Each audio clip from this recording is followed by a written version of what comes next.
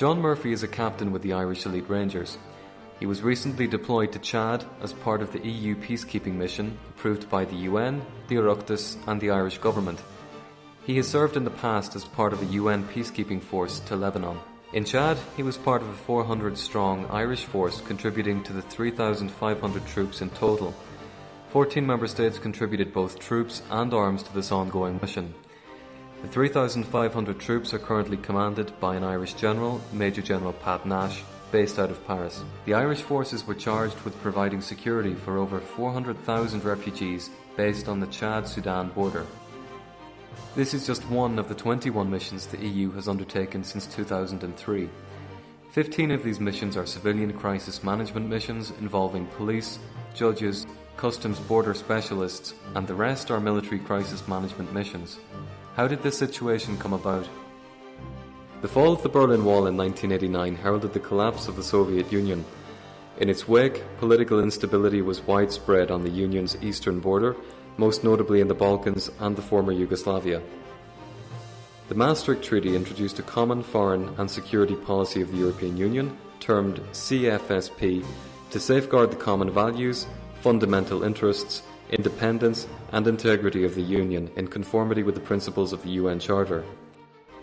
The decision-making procedure in this area operates entirely on an intergovernmental basis, sometimes referred to as the second pillar. This means that the Council of Ministers is the decision-maker. The Council of Ministers is made up of a minister from each member state.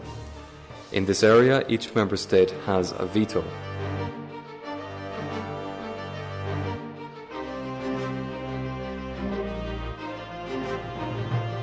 Micheál Martin, the Irish Foreign Minister, and Willie O'Dea, the Irish Minister for Defence, make decisions on Ireland's behalf in this policy area. Although the European Union had aspirations in the area of security and defence policy, it did not have the means for the EU to act effectively. The massacre of 8,000 Bosnians in Srebrenica in 1995 revealed the EU's impotence to act in its own backyard.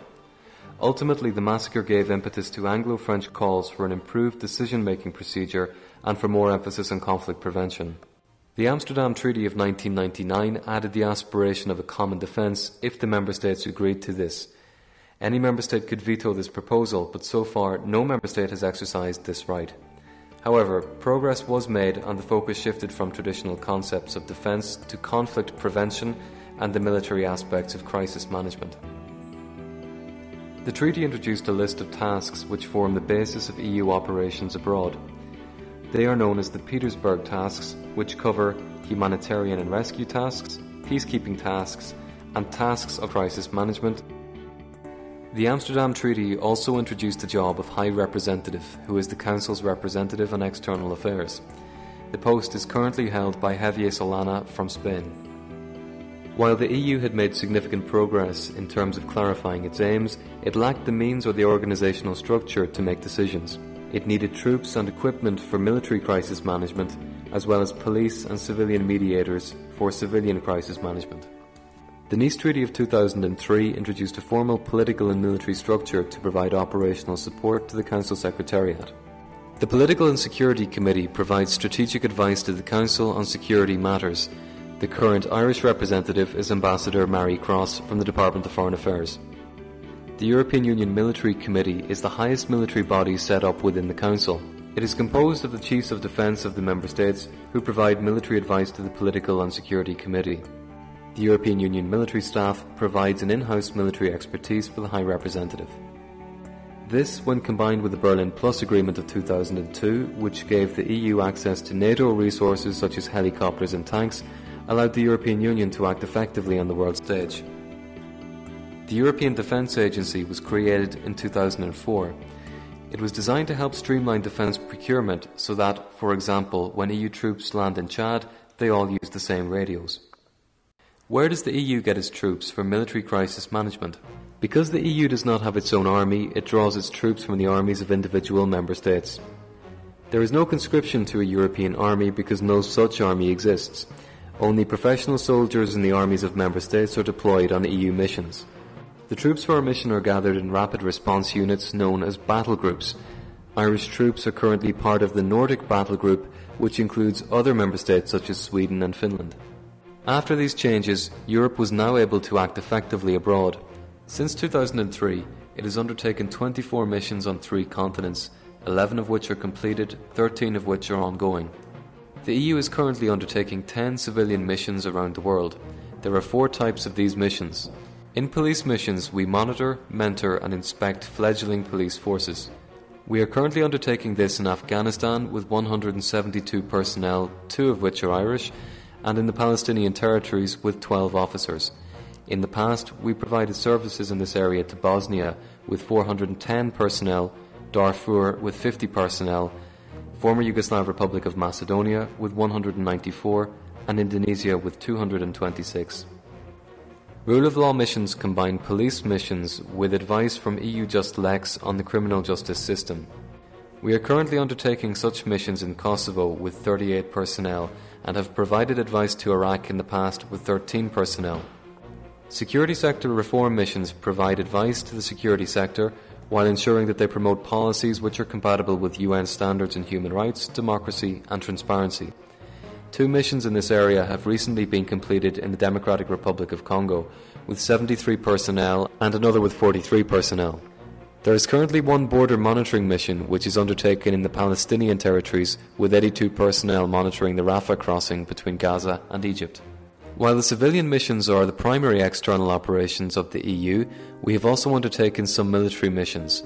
Currently, there are 4,200 personnel in Chad. There is also an ongoing operation in Bosnia with over 3,900 troops stationed there, including 41 Irish. The events of September the 11th and the reaction to it highlighted the changing nature of the threat that Europe now faced. The invasion of Iraq divided the Union. There was a split between the United Kingdom, who supported the invasion, and the French and Germans, who strongly opposed the invasion. In 2003, Javier Solana drew up the European Security Strategy, which identified the kind of threats now facing the Union. It recognized the threat that terrorism posed to the Union, a threat reinforced by the Madrid bombings of 2003 and the London bombings of 2004. 5 threats are highlighted in the European Security Strategy, including proliferation of weapons of mass destruction, terrorism, regional conflict, state failure and organised crime. The European Security Strategy is now under review, and it is proposed to include new threats such as responses to climate change and to cyber attacks, security of energy transmission, maritime security to safeguard world trade, and biosecurity. The Lisbon Treaty is a response to the ever-evolving nature of the threat faced by the Union and the need for coherent decision-making to meet this threat. The Lisbon Treaty creates the new post of High Representative for the Foreign and Security Policy, who will also be Vice President of the Commission. It merges 2 previous posts into one, thus making the EU more efficient. The Lisbon Treaty provides for the establishment of a European External Action Service to assist its foreign policy chief, Javier Solana. It will serve as a diplomatic corps for the Union. Lisbon also includes the aspiration of common defence. However, it takes account of Ireland's neutrality. This is an additional safeguard to reinforce what Irish people voted for in 2003 when they accepted the Nice Treaty, which is a constitutional prohibition from Ireland taking part in a European common defence. This is done by stating that the common defence aspiration shall not prejudice the specific character of the security and defence policy of certain member states. Another provision of the Lisbon Treaty, permanent structured cooperation, allows the member states who are willing and capable to pool together to generate greater resources. It allows them to harmonise their army equipment, because European armies currently use 40 different types of tank, while the American army in total uses 2 models of tank.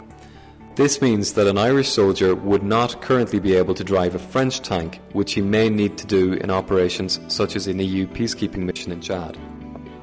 The recent crisis in Georgia shows the weakness of the West, particularly in relation to policies for conflict prevention, and the European Union will need to change its policies to respond to this. Beyond that, the ongoing challenges of international terrorism, cyber attacks, security of energy transmission, security of maritime trade, and the possibility of states acquiring nuclear technology mean that this area will face many stark challenges in the future.